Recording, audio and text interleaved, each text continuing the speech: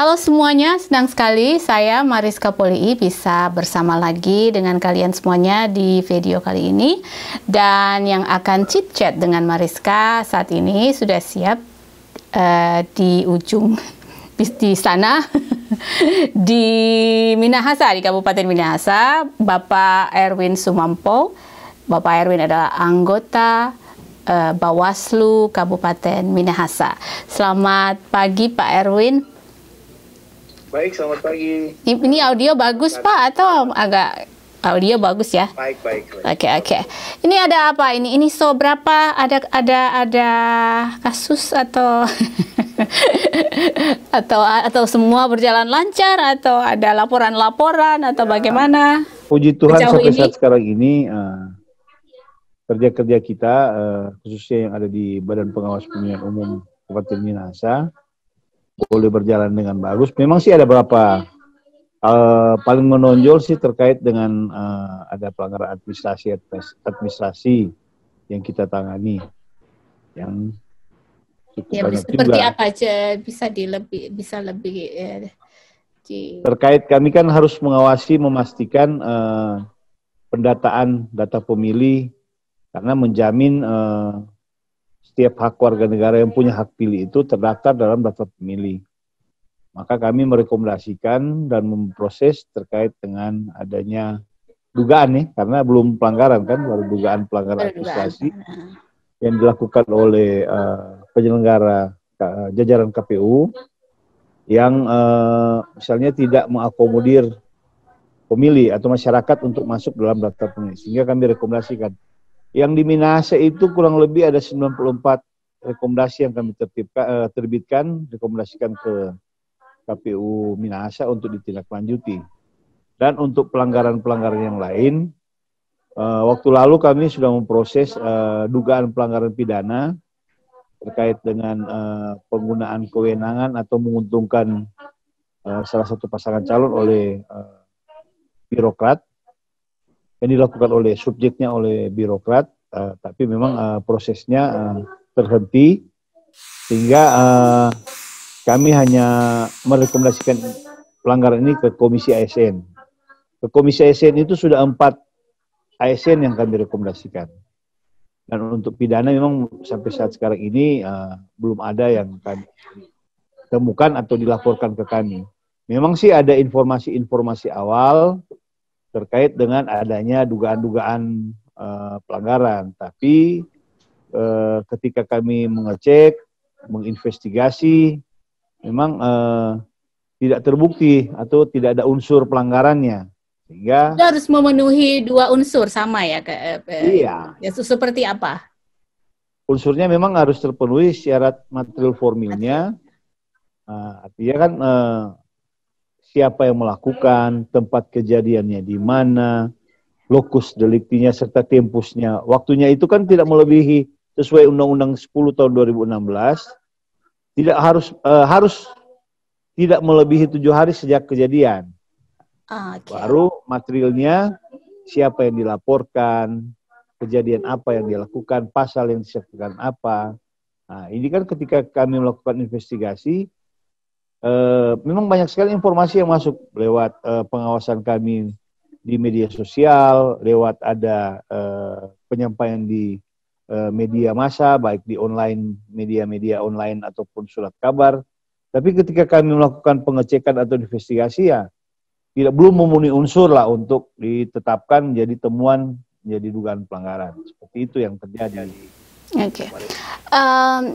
Jadi mengenai titik-titik di mana yang harus saya kembali ke alat peraga, itu titik-titik itu yang menentukan siapa tuh? Dari pemerintah atau dari KPU atau dari Bawaslu yang membuat hanya bisa di sini gitu, di titik A, titik B, C gitu. Itu yang membuat.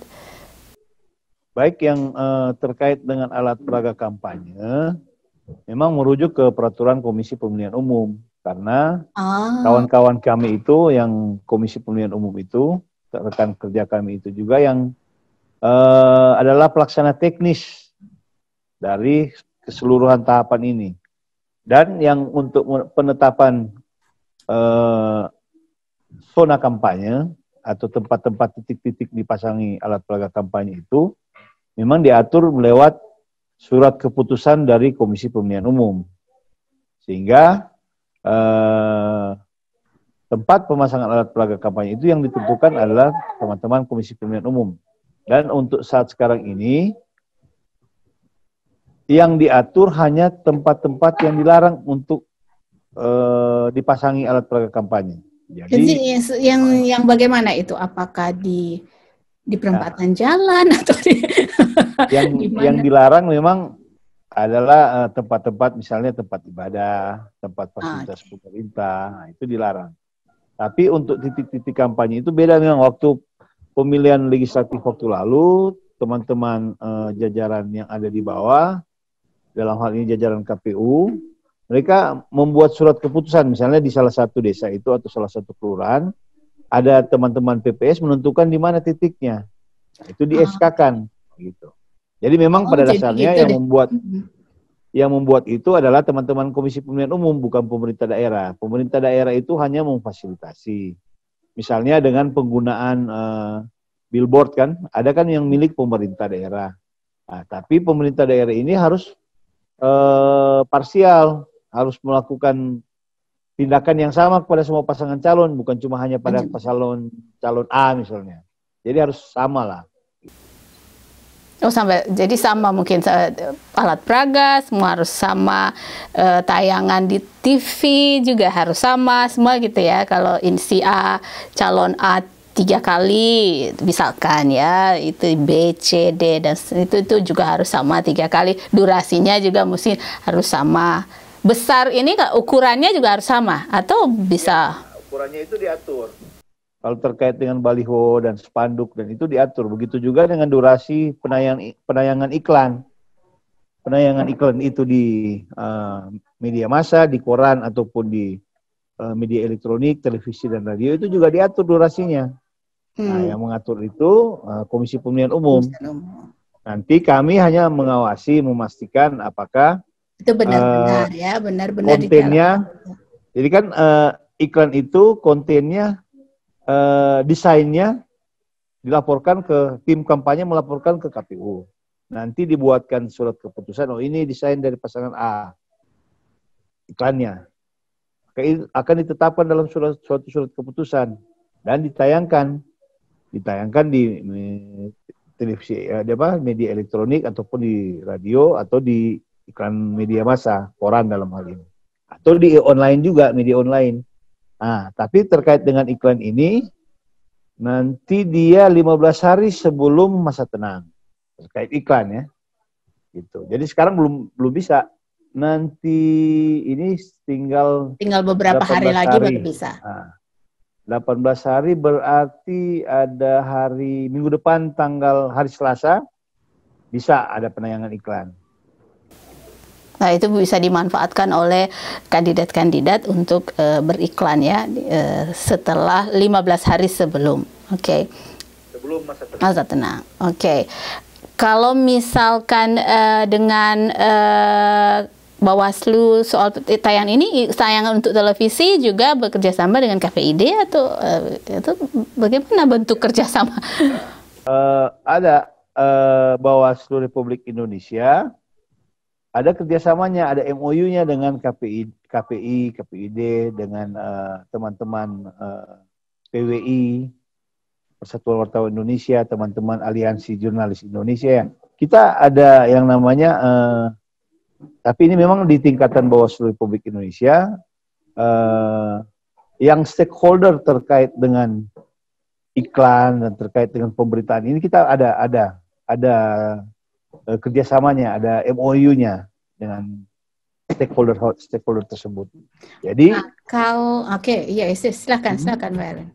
Jadi dengan adanya kerjasama atau MOU ini menjadi lebih mudah kami mengawasi kalau ada pasangan calon yang misalnya melanggar ketentuan yang ditetapkan oleh KPU, gitu.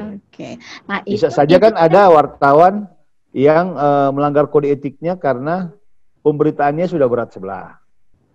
Itu kan.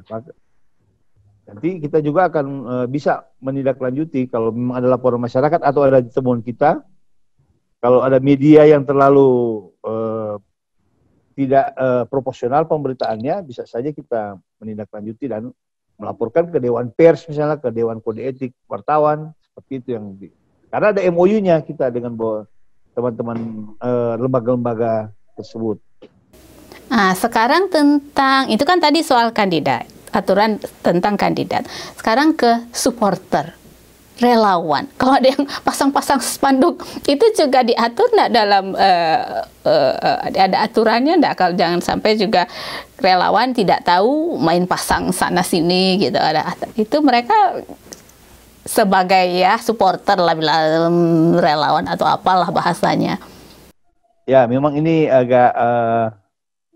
memang diatur terkait dengan relawan atau tim kampanye atau tim pemenangan ini, seharusnya ini mereka dilaporkan oleh pasangan calon ke Komisi Pemilihan Umum untuk didaftarkan keberataannya sebagai, bukan ke Bawaslu, ke Komisi Pemilihan Umum.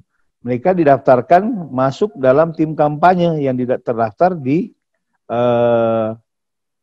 Komisi Pemilihan Umum.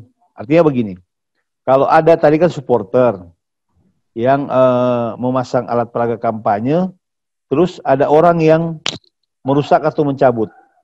Tapi relawan ini tidak terdaftar di Komisi Pemilihan Umum, maka dia tidak punya ada legal standing untuk melaporkan ke kita untuk diproses sebagai suatu jadi relawan juga harus melapor. Harus terdaftar. Oh, harus terdaftar ya. Terdaftar. Kalau harus terdaftar di Komisi Pemilihan Umum. Kita tidak bisa asal-asal gitu, misalnya, ya oke, kita support dan tiba-tiba bikin spanduk gitu ya, baliho. Harus melapor dulu baru. Oke. Jadi dia relawan itu harus terdaftar di Komisi Pemilihan Umum sehingga dia boleh masuk dalam jajaran tim kampanye, sehingga ada payung hukum terkait dengan teman-teman relawan itu. Maka ketika kami juga melakukan penindakan misalnya itu represif terkait dengan adanya dugaan pelanggaran pengerusakan alat peraga kampanye, kami bisa menindaklanjuti. Kan kalau tidak terdaftar dianggap, ya bagaimana menindaklanjuti? Iya. Karena yang relawan sendiri sudah tidak mengikuti aturan ya. Gitu. Itu diatur. Memang beda juga kan kalau di kita dengan kita di Indonesia dengan di Amerika, memang kalau di sini kan kalau calon kandidat gitu kan cuma ada kecil-kecil flyer ya, ndak ada yang kayak di Indonesia dulu sampai baliho ada. Dan memang media juga di sini ya kadang sama juga, ada juga yang berat sebelah ada ya, tapi ya sama aja. Agak susah juga kita. Tapi sekarang memang kita ada... Tapi kan ya sebagai kita, kalau yang jadi misalkan berada di garis depan untuk urus ya jurnalis juga kan, kita juga harus punya nurani ya, kita jangan ikut ya gimana lah, Pak Erwin tahu bahasanya. Jadi ada tambahan juga terkait dengan alat peraga kampanye ini, Bawaslu sebenarnya concern terkait dengan penggunaan bahan kampanye atau alat peraga kampanye yang ramah terhadap lingkungan. Iya. Jadi, memang aturan itu memang belum terlalu rigid mengatur, tapi Bawaslu sudah mengupayakan itu. Bahkan Ketua Bawaslu Provinsi Sulawesi Utara, Pak Dr. Herwin Malonda itu... Selamat ya. Disertasinya terkait dengan pemilu dengan lingkungan hidup.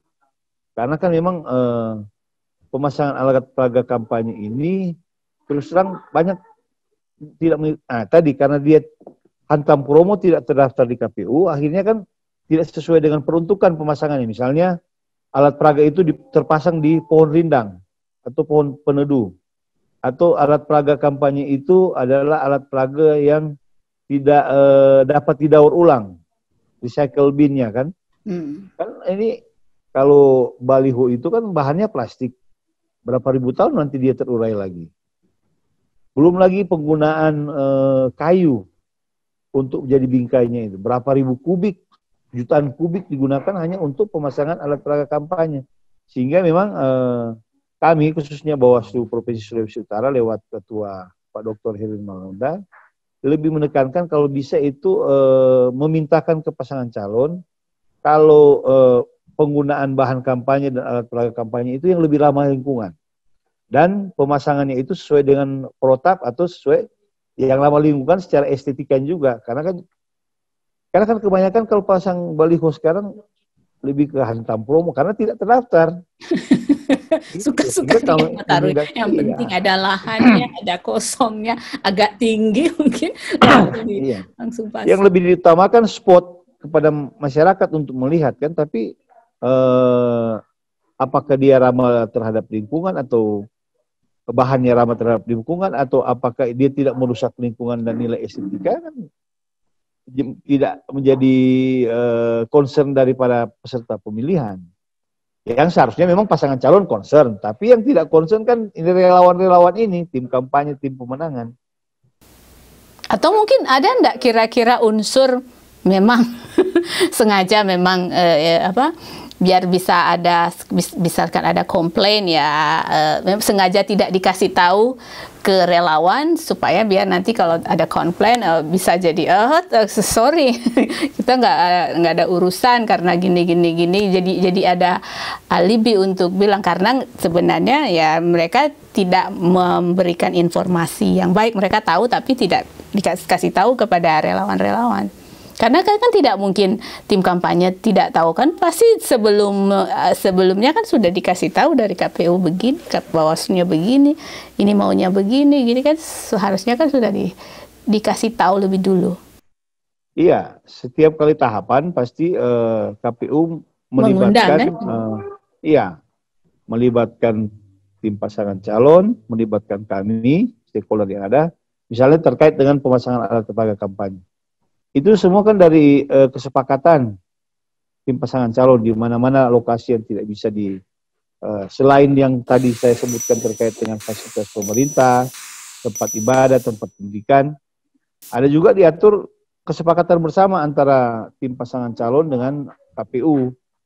Kira-kira di mana yang bisa lagi ya, itu dikeluarkan surat keputusan. Sehingga memang ini tinggal dari goodwill dari pasangan calon lah untuk menyampaikan ke relawannya atau tim kampanyenya sehingga boleh berkampanye sesuai dengan aturan atau regulasi. Ditambah lagi kan dengan kami ini ketambahan kerja lagi terkait dengan pandemi ini.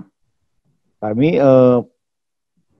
untuk pemilihan ini kami Bawaslu menjadi posko COVID-19. Jadi tambah tugas lagi kita. Oh ya ampun. Jadi ada tim yang untuk khusus untuk COVID, tim apa namanya itu? Satgas COVID-19. Yang ketuanya Ketua Bawaslu Kabupaten, Pak Kapolres, Pak Kajari, Pak Ketua Pengadilan, Ketua KPU dan Pak Dandim. Begitu juga di tingkat RI. Ketuanya Bawaslu RI, Pak Kejagung, Pak Kapolri. Gitu. Oh itu apa? Itu apa? Kayak job description-nya apa tuh, misalkan orang-orang sebelum memilih atau ada apa kerjanya itu? Jadi kan tugas protokol COVID ini, Satgas COVID ini, karena kan ada perubahan regulasi terkait dengan kampanye misalnya. Waktu lalu kan kampanye umum masih ada. Oh sekarang sekarang dilarang karena kan terkait dengan protokol kesehatannya kan dilarang. Dulu ada lomba-lomba, sekarang tidak ada lagi. Ada konvoy, sekarang dilarang. Gitu. Memang sih konvoy itu dilarang, tapi sekarang misalnya dalam kampanye tatap muka yang sekarang diatur karena ada perubahan peraturan KPU sehingga mengakomodir yang namanya peraturan KPU tentang kampanye yang sesuai dengan protokol COVID. Yang bisa dilakukan regulasi itu mengatur kalau bisa kampanyenya seperti kita ini hanya lewat daring, Zoom, Google Meet. Nah, tapi kan kebanyakan pasangan calon tidak memilih itu, yang khusus di Sulut ya. Mereka tidak memilih itu. Mereka memilih tetap kumpul-kumpul, tetap untuk bertatap muka. Nah, Di tatap muka itu diatur lokasinya itu harus ada sesuai dengan protokol COVID, protokol kesehatan. Harus ada sanitasinya, harus tersedia disinfektannya, yang penyemprotannya itu secara berkala lah. Di lokasi kegiatan ini. Baru di dalam itu yang bisa hadir di dalam ruang itu hanya 50 orang. Yang jarak duduknya itu diatur paling minimal 1,5 meter. Itu yang dilakukan. Yang jadi masalah sekarang, di dalam tempat ruangan kampanye tatap muka itu sesuai dengan protokol kesehatan, tapi yang di luar kampanye itu terjadi yang namanya bergerombolan, tidak ada social distancing. Iya, betul-betul. Oleh sebab itu, ini tugasnya dari protokol Satgas COVID ini. Kami bawa. Ada sanksi enggak buat orang yang di luar, yang kata Bapak bergerombol di luar? Ada sanksi apa tuh sanksinya? Sanksinya? Ada pidana, ada administrasi. Pidananya apa? Pidananya, dia melanggar undang-undang terkait dengan karantina kesehatan dan undang-undang terkait dengan penyakit menular. Di KUHP itu diatur di pasal 212. Ancaman pidananya itu terkait dengan pidananya. Administrasinya, kami Bawaslu mengeluarkan surat peringatan tertulis kepada tim kampanye yang bertanggung jawab pelaksanaan kampanye tersebut. Kami melakukan teguran tertulis. 1 jam tidak ditindaklanjuti teguran kami, maka kami sudah berkoordinasi dengan yang nama tadi, Satgas COVID-19. Yang ada kepolisian, TNI, ada kejaksaan, KPU. Di situ 1 jam ternyata kan di dalam kampanye itu dilarang melibatkan anak-anak, ibu hamil, lansia yang rentan terhadap dengan terpaparnya COVID-19. Ketika ataupun tidak menggunakan alat pelindung diri APD, kami merekomendasikan pemberhentian kegiatan tersebut, kampanye tersebut. 1 jam tidak dihentikan, maka Satgas COVID lewat, kan kami sudah berkoordinasi dengan Satgas COVID. Nanti pihak keamanan dalam hal ini kepolisian, kan kepolisian yang mengeluarkan yang namanya, kalau istilahnya sih surat izin, tapi namanya surat tanda terima pemberitahuan. Yang mengeluarkan itu kan pihak kepolisian, maka bisa saja dicabut surat izin itu lewat rekomendasi kami. Nah, itu administrasinya. Kalau dia pidananya, maka prosesnya itu ke teman-teman pihak kepolisian. Karena dia bukan pidana pemilihan. Itu pidana umum yang diatur lewat undang-undang karantina dan undang-undang penyakit menular, serta di KUHP pasal 212. Itu tugas kami. Kalau yang jadi ketambahan tugas kami. Iya. Tambahan tugas. Karena juga harus mengatur terkait dengan protokol kesehatan. Begitu juga dengan kami ketika melakukan penanganan pelanggaran. Ketika kami melakukan pelanggaran, kami juga harus mengikuti protokol kesehatan. Misalnya, ada orang melapor, maka kami harus menyediakan suatu ruangan yang steril, yang sudah disinfektan, baru harus bertatap muka, dibatasi oleh sekat plastik misalnya kan, pelindung. Seperti itu sekarang yang kita bahas. Oke, sekarang kita masih ada tersisa 2 pertanyaan tentang ASN, dan yang terakhir saya mau tanya tentang money politics. Kita ke ASN dulu. Terkait dengan ASN sebenarnya memang dari dulu ndak habis-habis. Selalu setiap pemilihan itu pasti muncul yang namanya netralitas ASN. Sebenarnya juga ini kan netralitas ASN ini digaungkan atau muncul ketika reformasi tahun 1998. Ingin mengembalikan ASN itu, para birokrat ini, untuk melakukan tugas-tugasnya secara profesional. Artinya kepelayanan publik lah yang diutamakan, bukan karena cari muka, cari cantolan politik, sehingga itu mendongkrak dia untuk terkait dengan karirnya. Itu kan salah. Amanat reformasi mengamanatkan bahwa ASN ini para birokrat ini mereka harus netral dan mereka lebih diutamakan terkait dengan pelayanan publiknya yang maksimal. Tapi memang pada kenyataannya kan kan itu dan seperti resim yang lalu kan 32 tahun kan resim yang lalu ASN ini menjadi salah satu motor satu golongan kan. Bahkan dia masuk sampai dengan penyelenggara pemilu waktu resim yang lalu. Oleh sebab itu, saat sekarang ini ketika ada reformasi, diharapkan ASN ini harus netral. Bahkan dalam setiap kali pembahasan rancangan undang-undang pemilihan, setiap kali pasti muncul kalau bisa ada imunitas atau tidak diberikan hak untuk memilih terkait dengan ASN, supaya dia memang netral. Seperti TNI Polri kan, tidak bisa memilih. Nah, itu baru namanya netral. Selama dia masih mempunyai hak pilih, maka pasti akan ada subjektivitas dari tiga. Apalagi dia ingin terkait dengan karirnya kan.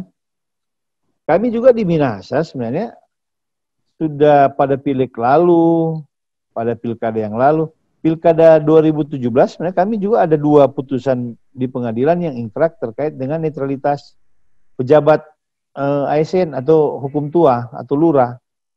Ada 2 yang ingkrah. Terus jadi solusinya apa?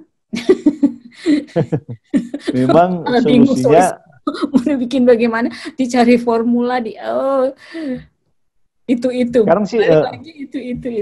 Sekarang sih untuk terkait dengan penindakan terhadap ASN yang melanggar netralitas, selain dia ada pasal pidananya di pasal 188 Undang-Undang 10 tahun 2016 terkait dengan ASN ini tidak boleh membuat keputusan atau membuat tindakan yang menguntungkan atau merugikan salah satu pasangan calon. Administrasinya adalah terkait dengan pelanggaran netralitas ASN itu kami rekomendasikan ke Komisi ASN. Nanti Komisi Aparatur Sipil Negara sesuai dengan kajiannya akan menindaklanjuti ke PPK. PPK ini pejabat pembina kepegawaian. Kalau di kabupaten itu bupati, di kota itu wali kota, di provinsi itu gubernur. Dari rekomendasi itu wajib untuk ditindaklanjuti oleh PPK. Nah, sanksinya ada 3. Ada ringan, sedang, berat. Ya, berat itu pemecatan atau penurunan pangkat. Ringan itu hanya penundaan gaji berkalanya, penundaan kenaikan pangkat. Yang ringan itu hanya ada sanksi moral yang dia harus sampaikan ketika pada saat apel misalnya, bahwa dia telah melakukan pelanggaran. Hal seperti itu. Kalau PPK dalam hal ini memang sudah agak baik terkait dengan penanganan netralitas ASN ini. Kalau PPK tidak menindaklanjuti dalam hal ini bupati, wali kota atau gubernur, maka Komisi ASN akan menyampaikan ke Presiden Republik Indonesia lewat Kemendagri. Maka akan ditegur. Nah, waktu lalu sudah ada beberapa kepala daerah yang ditegur karena tidak menindaklanjuti rekomendasi ASN. Artinya rekomendasi kami sudah ada giginya, sudah ada taringnya. Ya, karena itu ada upaya-upaya untuk perbaikan ke depan. Ya, memang kata Pak Erwin ya, biar benar-benar netral ya. Jadi memang lebih ditekankan pada regulasinya sih. Ketika regulasi itu tidak ada disharmonisasi yang memang merujuk menguatkan, itu bisa kita tindak. Tapi kan yang sekarang regulasinya ini kan seringkali bertolak belakang dengan aturan yang ada. Begitu. Tapi ya kami ini kan bukan pembuat regulasi, kami ini hanya pelaksana regulasi. Gitu. Ya balik ke membuat regulasi. Jadi usul kami, mungkin saran kami, regulasi ini yang harus diperkuat sehingga tidak ada disharmonisasi terkait dengan aturan-aturan netralitas ASN ini. Ya, sama dengan ASN. Problemnya, money politics juga begitu kan. Agak-agak ya tetap ada kata ditindak, tetap ada money politics. Tetap apalagi sekarang ini katakan orang bilang semua lapar, semua butuh uh, duit dan yang lain-lain. Sehingga tuh penindakan jadi ya gimana ya, orang bisa berdalih ya salah-salah kita perlu doi ini mau beli ini orang Sumbawa ya terpaksa ambil gitu ya, ada biasanya ada orang ada adalah ahli ya, mereka selalu bisa berdalih gitu, karena ini karena itu karena COVID karena ini dan sebagainya. Jadi terkait dengan politik uang sih itu memang musuh demokrasi sih. Tapi dengan kondisi sekarang masyarakat akan permisif terkait dengan politik uang karena kondisi kan ekonomi sekarang melemah karena COVID-19 ini kan. Sehingga masyarakat semakin betul yang dikatakan Ibu Mariska tadi, ya karena ini agak susah ekonomi melemah maka akan permisif masyarakat terkait dengan politik uang. Tapi upaya kami Bawaslu selalu mengingatkan kepada stakeholder, kepada masyarakat bahwa politik uang ini adalah hal yang merusak tatanan demokrasi. Tapi ya memang kembali lagi kepada masyarakat. Dengan kondisi sekarang ini agak sulit juga kami untuk menindak lanjuti terkait dengan politik uang. Ditambah lagi dalam pasal 187 itu mengatur penerima juga kena. Nah, sekarang siapa yang menerima uang akan melaporkan, sementara dia juga akan kena. Kan tidak masuk akal terkait dengan regulasi ini. Kita menerima uang, politik uang misalnya. Terus kita melaporkan, terus kita juga akan ikut dipidana. Nah, mungkinlah kita mau melaporkan diri saya untuk diikut dipidana. Jadi memang agak susah untuk terkait dengan, tapi penindakannya tetap kami ingatkan kepada para stakeholder terkait dengan politik uang. Memang politik uang ini kan agak-agak beda tipis dengan kos politik. Susah. Jadi bisa saja ini politik uang jadi kos politik. Money politik. Ini memang ini kos politik. Jadi bahkan modusnya sekarang lebih canggih. Kalau dulu kita cuma mengenal yang namanya serangan fajar. Saat sekarang ini pengalaman di beberapa pemilihan yang lalu, pada hari H saja, ya, sekarang sudah ada lewat OVO misalnya, ePay, sudah ada modus-modus seperti itu, atau bahkan menggunakan fasilitas pihak ketiga dalam, kalau di sini kan ada Grab yang online itu, Gojek, jadi orang menganggap ini membawa pesanan. Padahal jadi, ojek online itu bawa pesanan ke rumah. Padahal sebenarnya dia bawa itu politik uang. Gitu. Sekarang ada modus-modus seperti itu. Memang setiap kali Bawaslu itu bisa dilacak atau ya sekarang jadi ada modus. Sementara kita menginvestigasi terkait dengan hal-hal tersebut. Karena kan ada beberapa, ini kan juga muncul dari kasus-kasus yang pemilihan yang lalu, sehingga kami Bawaslu lewat Bawaslu Republik Indonesia sudah membuat yang namanya indeks kerawanan pemilihan. Jadi kejadian-kejadian yang lalu kita analisis lagi, kita cari solusinya untuk penanganannya. Nah, maka ini yang muncul sekarang ini ada uang elektronik, ada menggunakan pihak ketiga ojek online, yang muncul seperti itu. Bahkan ketika habis exit poll atau setelah selesai mencoblos, ada orang masih menerima politik uang. yang tapi memang untuk pembuktiannya kita harus melibatkan teman-teman pihak kepolisian dan pihak kejaksaan terkait dengan pembuktiannya. Karena unsurnya kan unsur pidana di situ. Gitu. Itu mungkin terkait dengan politik uang. Tapi memang pada dasarnya kan di firman juga kan sama dengan bank mungkin enggak bisa. Ada, kita Bawaslu Republik Indonesia, kan ini terkait dengan kalau bukan cuma dengan bank, kita dengan PPATK. Ya, PPATK ya. Nah, PPATK itu kan yang mengecek pergerakan uang yang ada di bank kan. Nah, itu terkait dengan mahar politik. Bisa saja terjadi. Maka ada kerjasama Bawaslu dengan PPATK.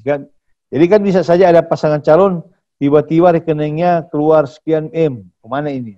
Yang melaporkan itu pasti PPATK. Kan ada adalah teknologi mereka kalau untuk mengetahui misalkan transaksi. Salah kandidatnya menggunakan juga pihak ketiga, kan tidak terlacak PPATK. Kalau itu yang jadi yang dilacak kan cuma kandidatnya kan. Yang jadi masalah semua juga itu kan dilacak. Para cukung-cukung politik itu kan, para promotor, para apa ya istilahnya, para founding pasangan calon. Yang akhirnya, ini kan memang lingkaran setan.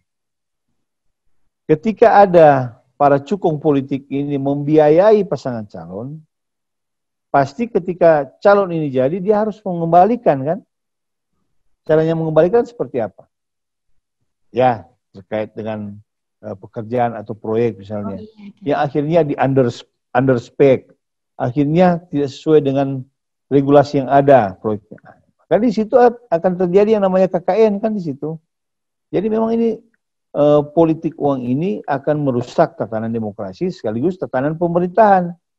Pasti kan calon ini harus mengembalikan untuk para curung. Cara dia mengembalikan pastilah tidak bukan dengan uang pribadi. Dengan apa? Dana APBD. Caranya terpaksa dia harus korupsi. Menetapkan para cukung ini untuk menjadi pemenang tender misalnya. Padahal ini cukung ini secara spesifikasi belum punya kualifikasi untuk melakukan pekerjaan seperti itu. Dan ini memang terjadi. Sekian ratus, sudah ada 125 data ICW ini terkait dengan kepala daerah yang menjadi pesakitan di KPK. Itu cuma karena apa? Karena balas budi waktu pilkada saja. Kan yang terjadi jadi lingkaran setan terkait dengan politik uang.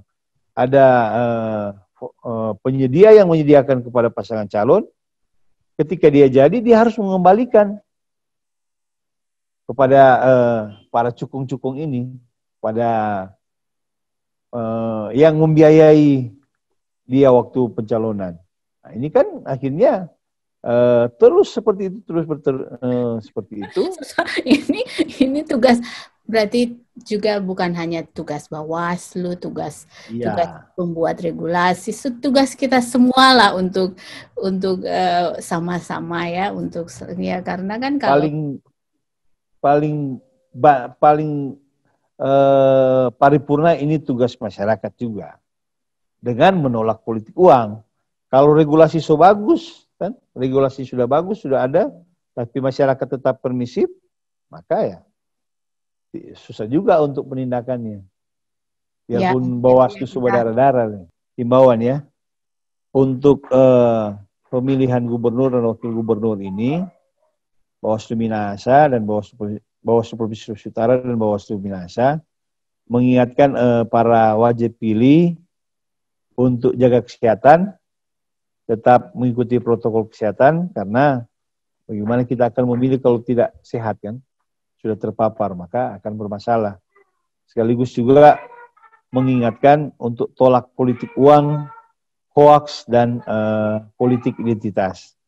Karena menurut Bawaslu mulai ada yang namanya kampanye black campaign yang terjadi, dan ada politik identitas yang sementara terjadi di pemilihan gubernur dan wakil gubernur. Oleh sebab itu, kami meminta masyarakat untuk secara rasional memilih pasangan calonnya dan bersama-sama Bawaslu melaporkan jika ada dugaan-dugaan pelanggaran, sehingga kami bisa dapat menindaklanjuti terkait dengan pelanggaran tersebut.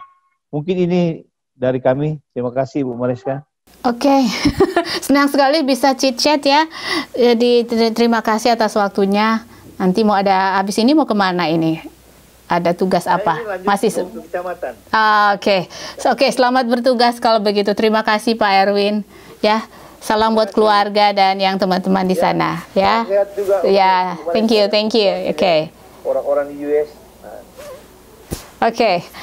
Oke, kalian semuanya, itu dia tadi Chit-Chat Mariska bersama anggota Bawaslu Kabupaten Minahasa, Bapak Erwin Sumampo. Dan seperti biasa, di akhir Chit-Chat kita di video kali ini ada tips dari Marty Lyons. Kita lihat bersama. Hi, welcome back to another tip from Marty. Last time we talked about our project where we're getting ready to build a new home, and it's a very lengthy project. I'm beginning to believe when home builders say that half the work in building a house is getting the permits and getting it all ready. It's almost easier building the house than it is doing all the preparation work. But it is worth it. And here's something I learned from our engineer.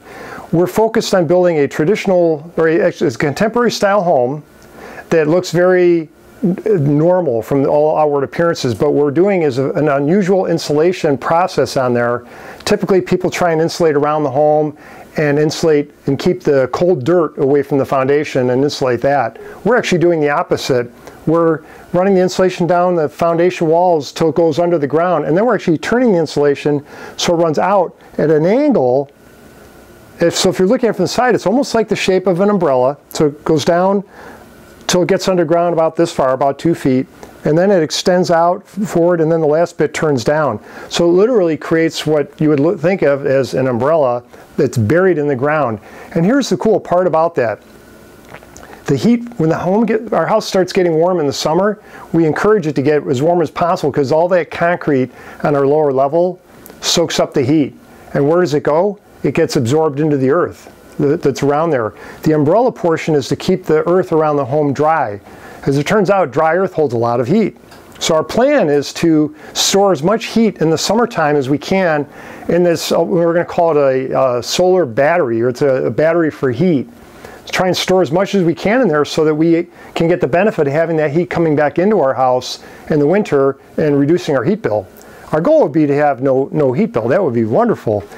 But it's difficult to do in the Seattle area. So in conversations with our engineer, he suggested, or he mentioned that we would probably get up to 1/3 of our winter heat demand out of that.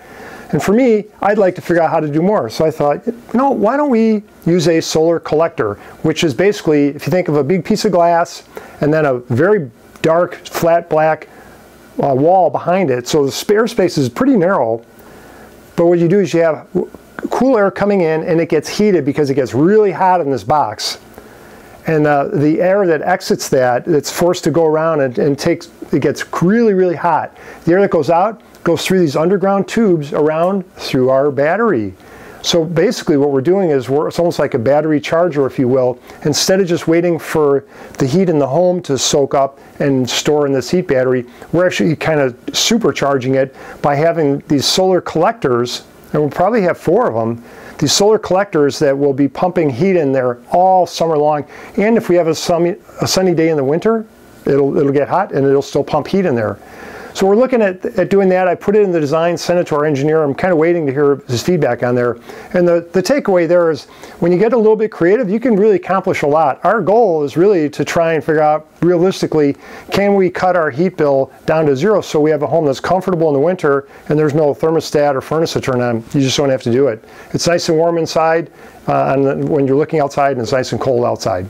So there you go, there's your tip for the day. Maximize your resources. We are trying to have a smaller footprint while we're here on planet Earth, and it's not we're not here all that terribly long if you think about how many years we live. So our job is to take good care of what we have and help other future generations do better. There you go, there's a tip for the day. If you haven't subscribed, just click one of these spots down there and I'm sure you'll get in. Thank you, you have a great day. Bye-bye.